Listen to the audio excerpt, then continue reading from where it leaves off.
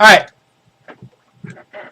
How do you graph the equation negative x plus 3y equal 9? So whenever you're graphing any kind of function, first of all, you have to identify what kind of function it is.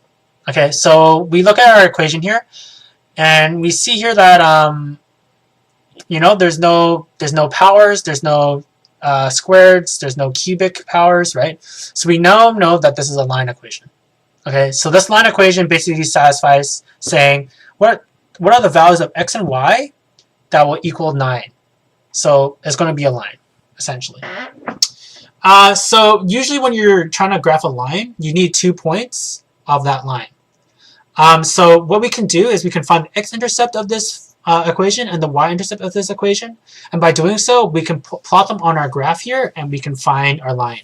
Okay, so let me first label our axis here. Okay, so let's write out our equation again. So negative x plus 3y equals 9. So let's just try to be simple here. We're going to try to find our x-intercept and our y-intercept. So our y-intercept is the point on the line which intercepts the y-axis. And another point about that is that the y-intercept has an x-coordinate of 0. Okay? And we're also going to find our x-intercept. The x-intercept is the point of the line where it intercepts the x-axis. And another property of x-intercept is that the y value, or the y-coordinate of the x-intercept, is equal to 0. So let's first find the y-intercept, okay? So y-intercept, we set x to be equal to 0. Okay, so what do we get? 0 plus 3y equal 9. If we isolate for y, we get 3. Right, so our x-intercept is 0 and 3. Cool. What's our x-intercept? Okay, so x-intercept. So we're going to set y to equal to 0. And what do we get? So we got negative x plus 0 equals 9. And we get x equals negative 9. And so we have negative 9 and 0. So let's plot this out onto our graph here. Okay, so 0 and 3. So if we were to have 0 and 3, it would be like